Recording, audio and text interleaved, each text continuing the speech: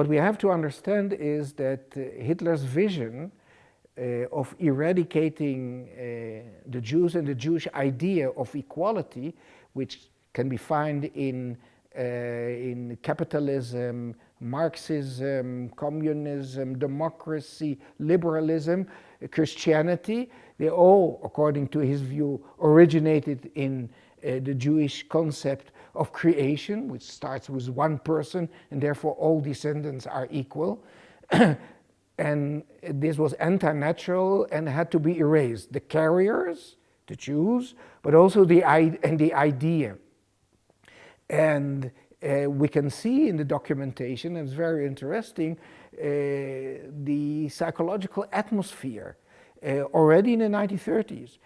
Shortly after Hitler's ascendance to power, we find in the documentation there is a meeting of a committee regarding anti-Jewish policies. They are thinking how to plan them, and they say this is the moment to change things radically, right? And this belief in the possibility, the ability to radically change the world, that is something that is deeply entrenched in the behavior not only of the bureaucrats in the state machinery, but in all spheres of life, right?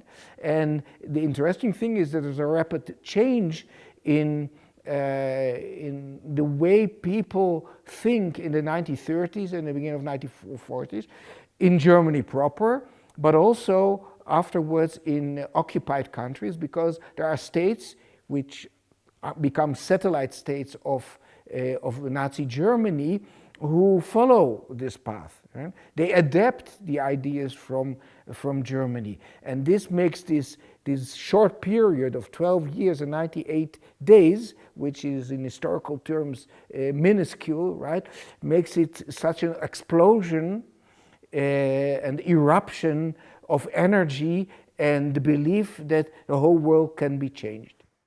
Hitler set a vision. He set a vision, but he was not involved in the daily implementation. And the vision in the beginning was not the killing of the Jews as such, but he viewed the Jews as carriers, HIV-like carriers of an idea. And the idea was that human beings are equal, and that is countering the natural order of a hierarchy. And therefore this vision was implemented by different people in different ways, and one of the paths escalated as from the end of 1938.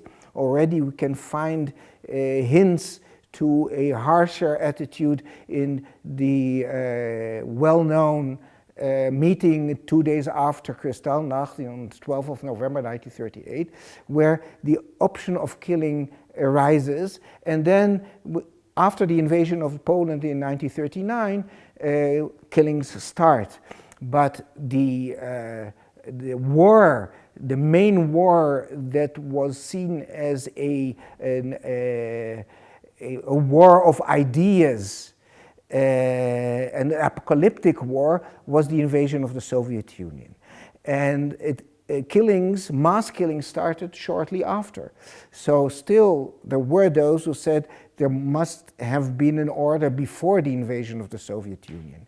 And what we now have learned in the past 3 decades, since 1919, in the opening of new archives, is that there was a gradual escalation, but during the first weeks there is mainly murder and of males, Jewish males, but also not systematic. There are some places that is systematic, but it's mainly males. But from the second week of August, there is a systematization. And we can see the murder also of women and children, and whole areas, cleansing of areas. And if that was the issue, then the question is, when was the order for that given? So we go back to a document that we know already from the Nuremberg trials from the 31st of July 1941, where Göring gives Heydrich the order to look for a Gesamtlösung, or a comprehensive solution for the Jewish question in Europe. But that goes back to what is now assumed by mainstream historiography, to a meeting at Hitler's office on the 16th of July 1941, where he meets Rosenberg and Göring and Lammers and Keitel, and from that moment onwards, we can see a change in behavior. Himmler goes to Eastern Europe and orders are given, and we see an escalation. And then one of the peaks of the first stage of the escalation is the Babi Yar killing, where in a day and a little bit more than 33,000 Jews were murdered, almost 34,000. And then we get an order for the establishment of Chelmno, the first extermination camp.